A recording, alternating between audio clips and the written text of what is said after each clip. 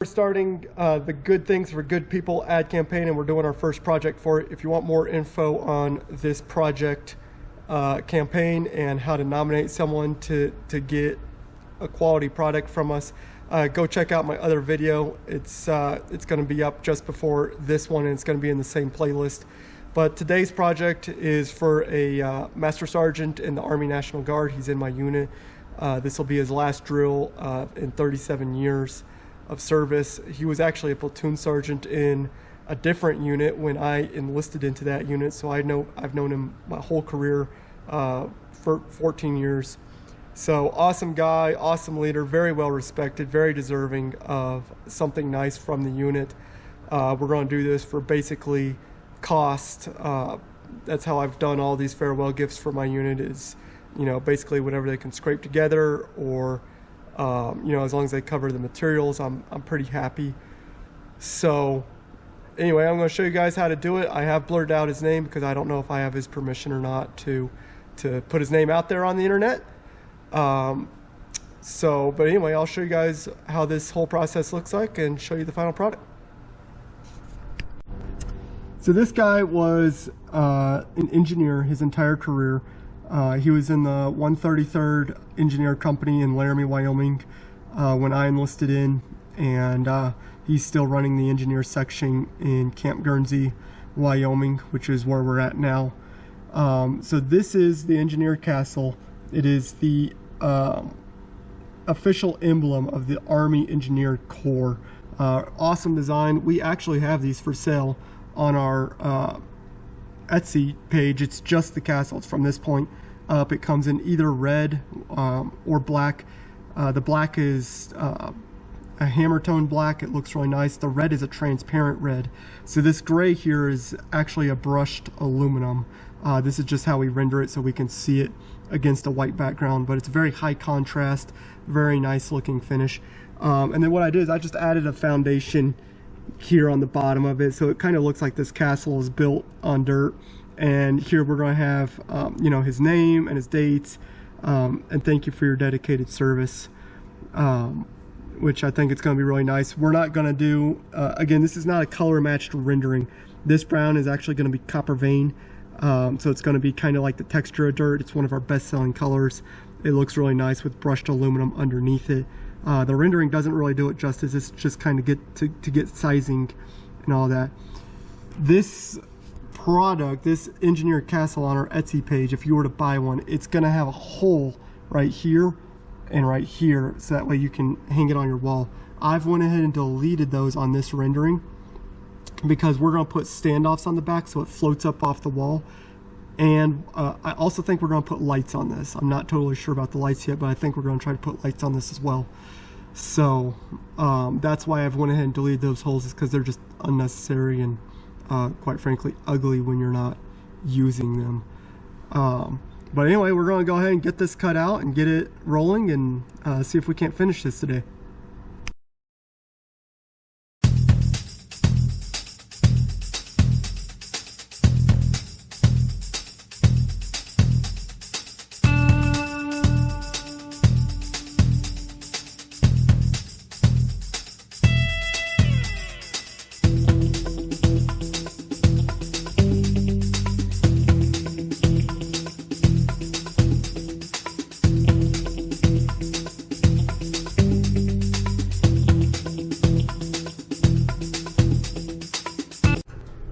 Okay, the cut went excellent.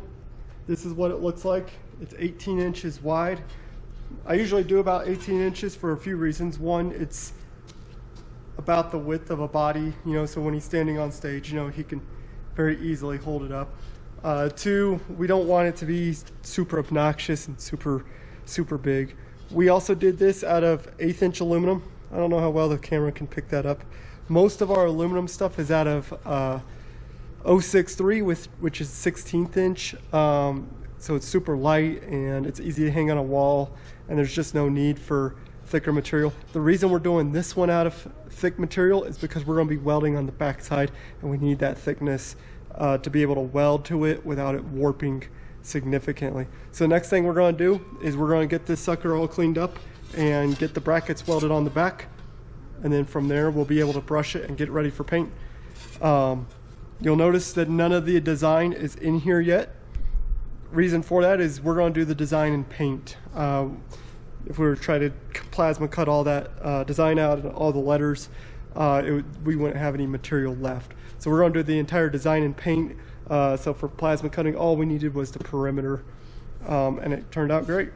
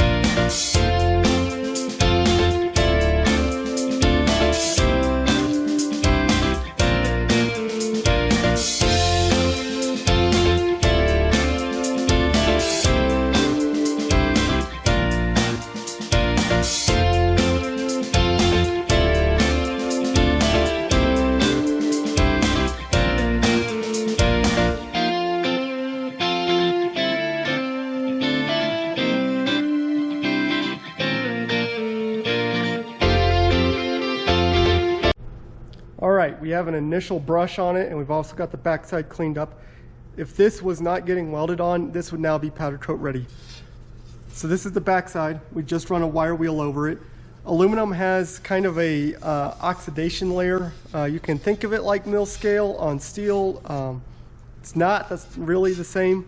But regardless, what this does is it just roughs up the edges or the surface. It smooths out all the edges, gets all the dross off that the plasma may have left behind. And this is a really nice surface to paint to. Any of your powder coats or veins are going to cover up all this nice and smooth, and it's going to look great. So this one will probably get all copper vein on the back. On the front side, this is what a brushed finish looks like. This is what a flap wheel does to aluminum, and it looks really nice. On these projects, I tend to go side to side all the way across it. It just makes it a much more uniform finish. You can certainly get more detailed. You know, you could do this pillar up and down and this pillar up and down, and you can get as artsy as you want. I found what I really like to do is just go straight across with all this, and it makes it look really nice and uniform, and it draws the attention to the design and the words and not the brush marks. So, but the reason this is just an initial brush is because once we weld to the back side of this, it's going to push through the face of this a little bit, and we'll have to go through and eliminate all those, get it re-smoothed, and then put the final brush on it. But I like to go ahead and put an initial brush on it just because it eliminates like half the work that we have to do later, and I'm not having to do it balancing on all the little standoffs that I put on the back of it. So it's ready for welding. I'm going to get it welded up, and then we'll go from there.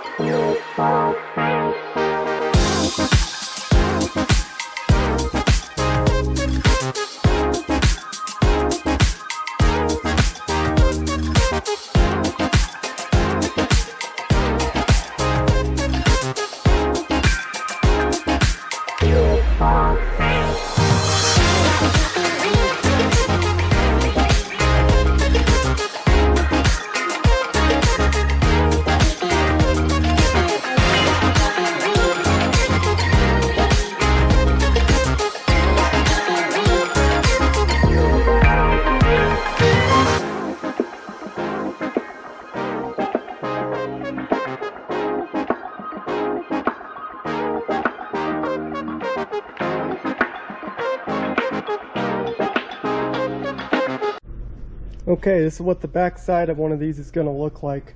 We do the same process for both steel and aluminum. These are the little hangers that he's going to hang it from in his civilian life. All these little guys you see right here are the tabs that will hold the lights on. These will do dual purpose. These angles here on the corners, they will help it stand off the same 1 inch that's on the top, but the lights will also sneak around and go under these as well. Sometimes on these, when you get a lot of you'll get a lot of warping because there's a lot of welding. This one's a pretty simple design, so it didn't need a whole bunch of light hangers and stuff. It's got a tad bit of warp to it, but I was able to take it out with my knee. If it was any worse, because it's trying to warp this way, what you can always do is just run either a rod or a piece of angle straight across this, and it'll take that warp straight out and make this thing completely true. But if you flip this over, it sits very nicely, and I don't think there's a whole lot that's going to be worth pursuing. If anything, you're going to just risk making this worse. But as you can see, we got some scratches from it sliding around throughout the welding process. Not a whole lot of push through, a little bit here and a little bit here. But we're going to rebrush this, and then I'm going to cut the vinyls for it. These are our vinyl cutters over here. These are US cutters. They're the worst vinyl cutters that I have ever had the misfortune of owning. I hate these things. They never cut right. It always takes me a couple tries at each one. They go through motherboards. Yeah, just a complete crappy tool. One of these days I'm going to do a YouTube video on worst tools I own, and this is for sure going to be in that list. Maybe if you guys would hit subscribe, I could get monetized, and then I can actually get some vinyl cutters that work good. Yeah, that'd be nice. But next thing I'll probably film is placing the cut vinyls on there. And again, I'm not going to show this guy's name, so I got to figure out how to do that without showing his name. Maybe I'll get the vinyl placed on there and then cover up. I don't know. But either way, we're going to get one final brush on this. It's going to look very close out. We're just going to get some of these small little imperfections like this out, and then we'll get some vinyl on it, and then we're going to be heading over to powder coat. We're getting really close. This is always the majority of the work right here, is getting the metal work done. So as long as we don't mess the powder coat up, we won't have to redo any of this.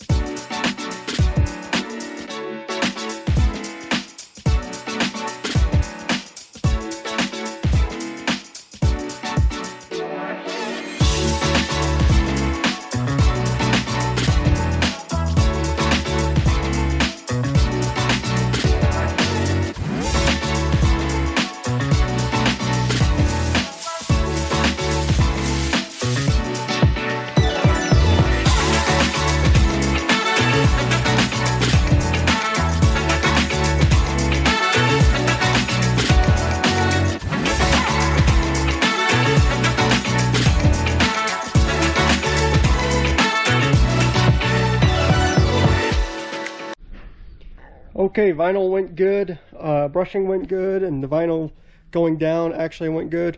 It does not always happen like that, trust me. Here's what we're looking at right now.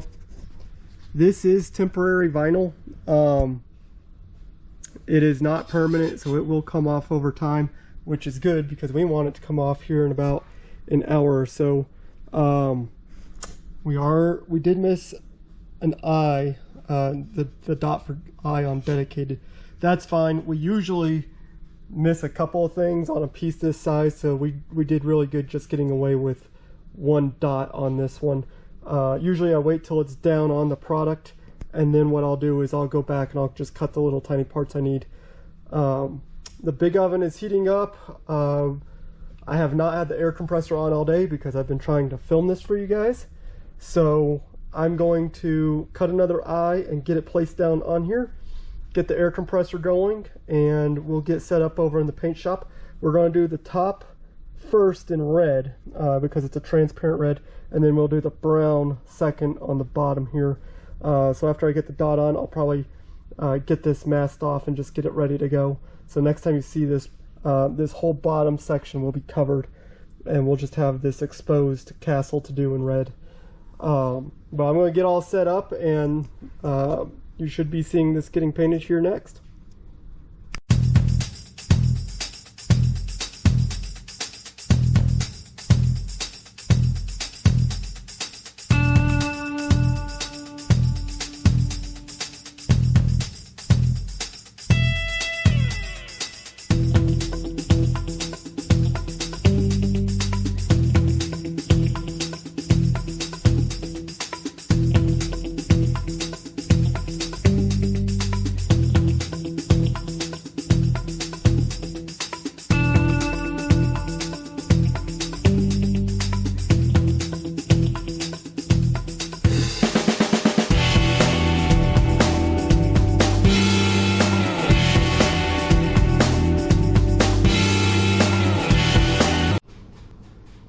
Okay, we're looking really good. The red just came out of the oven. When we do these vinyl pulls, all we do is we put it in there for just a few minutes. It spent maybe 3-4 minutes in the oven total, and the only reason it stayed that long is because it's a thicker aluminum and not a thinner one. If it was a thinner one, it'd probably be in there maybe a minute.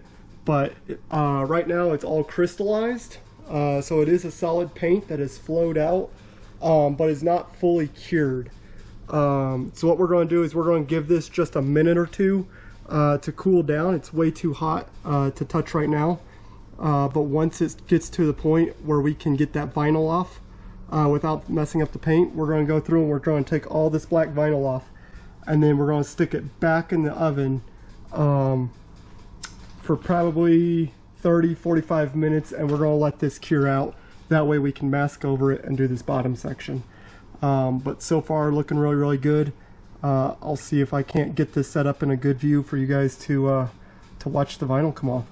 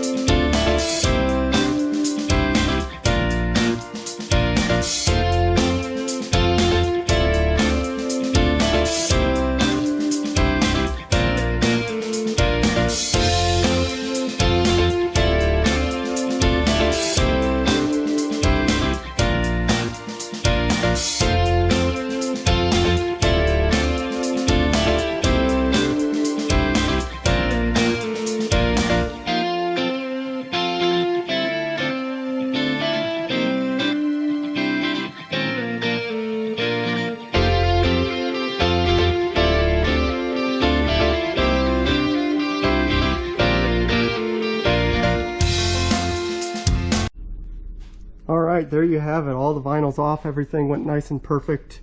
For the most part, this is what it's going to look like when it's done. It's just going to flow out a little bit more. Right now you can see it's kind of, maybe you can't see. Zoom. Anyway, it's kind of a grainy look, so it's gonna gloss over just a bit more, but for the most part, that's how it's gonna look. We're gonna go back in the oven for a bake. I do got to be careful because I still have vinyl underneath here that will melt, and I'll have a whole mess on my hands if that vinyl melts. So it's kind of a balancing act. I gotta get this cured, but I can't burn the vinyl that's still on there. So we're gonna pull it back out. I'm gonna reverse the masking on this, and then you'll see the copper vein go on. And I don't know if I'm gonna film the vinyl pull on that, you know, because I'm hiding the guy's name. But we'll see. Alright, we're all set to put down the copper vein on this lower section. Everything's all masked off, everything's looking good. The gun that we have to use for the copper vein, because it's a vein and it's got to go on super thick, it's a bigger gun. It creates a big cloud of dust. So I'm not going to put my GoPro in there while I'm shooting with that gun, because it's just, I'm afraid I'm going to ruin a $500 camera. But I'll go and shoot this, get in the oven. I gotta take it out super quick because there's masking tape on all of these edges right here. You can kind of see the castle poking through here. That's how we're gonna get this whole backside and all the edges coated the same, in case you were wondering. It's all stuck down. So we gotta be very careful with the amount of heat that we put into this, because if we put too much heat into this, all this glue will come out, come off and come onto the powder coat, and it'll ruin the powder coat job. But we got to put enough heat into it that we crystallize this powder, and the difference between melting glue onto powder coat and crystallizing this is not a lot. It's very difficult to get it right, and that's another reason I don't want the GoPro in there distracting me. I don't want to be playing with the GoPro, trying to turn it on or off, and miss that window and risk ruining this with this glue. This is a very time sensitive, effort sensitive, and requires a lot of attention while it's in the oven. So I'm going to get that done, and I'm going to go ahead and pull this vinyl off, and then we'll stick it back in the oven for a full bake. So next time you guys see this, it should be pretty close to done. Pretty excited about it, and after that, you know, this project will be wrapping up. We'll just have to put the lights on the back, and then we can we'll test it, make sure everything's working fine. I'll show you guys how the lights are installed, and that'll be project done. While it's in the oven, I have two trailers outside from Laramie Trailer Works. They're right next door. They want 2 trailers completed, repairs completed today. So while this is in the oven, I'm going to finish those 2 trailer repairs. So it's kind of been an intense evening so far. So I need to wrap things up a little quicker. All right, it just came out of the oven and we cooled it down. We got it, it was in there for about 1.5 hours. Got it up to 420. Usually it gets up to about 400 to fully bake out, but we got it really nice and hot. This is what we're looking at. Check this out. We are super excited with how this is coming out. I'm sending pictures over to the unit, and they're pretty happy with it too. Super clear lines, no problems with the masking tape. We got the copper vein all the way around the border and on the back side. So all the lettering came out just super nice on this. It even straightened out a little bit, quite a bit actually. So we're gonna throw lights on this and test out the lights. I'll do another quick clip of it with the lights on, and yeah, this one's turning out good. We're getting ready to saran wrap it and ship it off.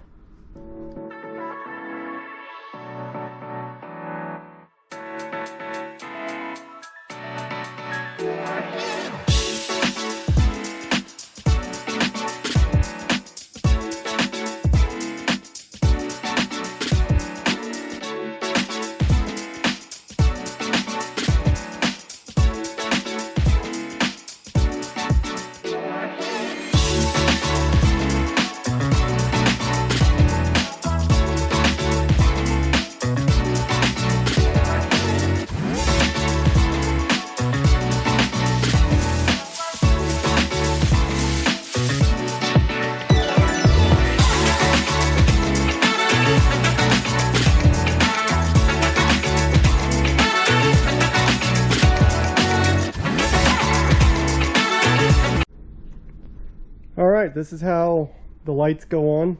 They just go under these little tabs. It looks like we're all set. We'll have to smash a couple more down. This little thing is where your remote sends signal to, so we're going to put a piece of 3M double-sided tape on that. But other than that, we're looking really good with the lights. We're going to flip it over, plug it in, and give it a test.